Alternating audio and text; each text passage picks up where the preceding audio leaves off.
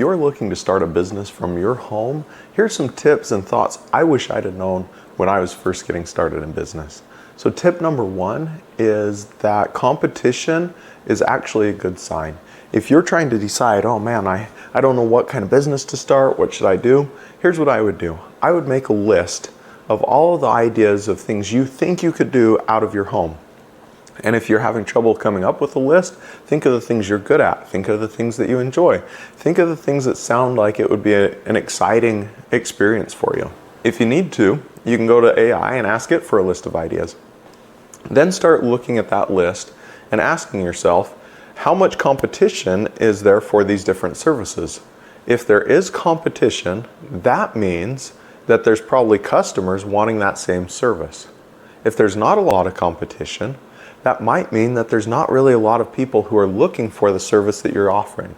When you're trying to introduce a brand new service into a market, it can be so difficult because nobody's looking for it. So then you have a new problem of how do I tell the market there's a solution to a problem they don't even know exists. So that's why competition actually can be really good. Plus, another second benefit to if there's a lot of competition is you can go do market research on them.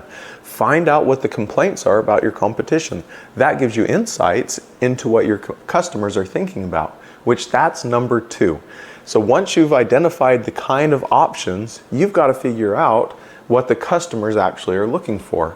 So go out, start doing research, look at all your competitors, look at their reviews, see what they're doing wrong in those services, see what they're doing right, see what kind of prices there are. If you're not sure how to find prices, call up a few of those competitors and simply ask them what would they charge for X. Then you've done your market analysis, you now know a little bit about what the market is looking for. Do they want fast service? Do they want high quality? Do they want great customer communications? What is it that they're looking for? Now, your third step is to go out and start offering that service. Just go start talking to people. People you know, people you don't know. Hey, would you be interested in this service at this price? Would you want to do business with someone that, and this is all just market research to see. And if you do this right, you may end up with a whole list of people that are like, yeah, I'll hire you to do that thing for me.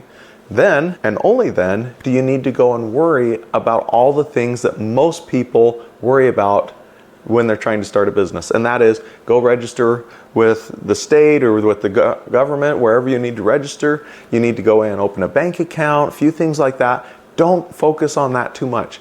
Those are not the things that's actually going to run your business. Those are just these little add-ons that have to be done, little busy work that you need to do so that you can have a business. But the real core of your business is figuring out what product or service you're going to offer, who your customer is, and then figure out how you're going to connect with them.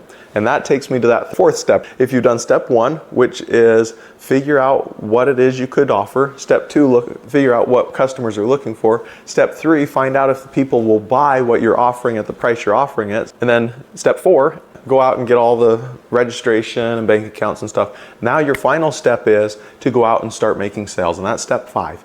So if you're now to that fifth step, you need to figure out the best ways to communicate and connect with potential customers.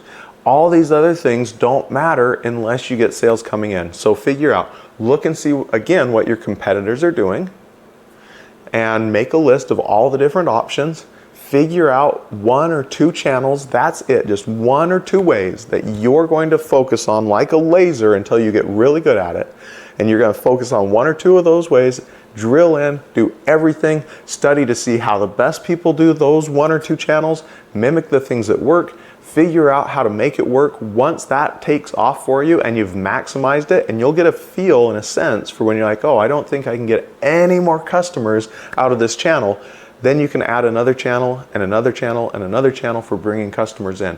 But you need to figure out how you're going to get those customers, and my advice is pick one or two channels to start with, become an expert, maximize it, and then you can keep scaling it up. Now, all the other things, the fulfillment and all those other pieces, those are going to fall into place, and you're going to be able to take care of those. But if you spend all your time figuring out your good operations and your policies and your procedures, and you have zero customers, you have $0. And if you have $0, you don't have a business, you have a nonprofit, and you're not in the business of being a nonprofit.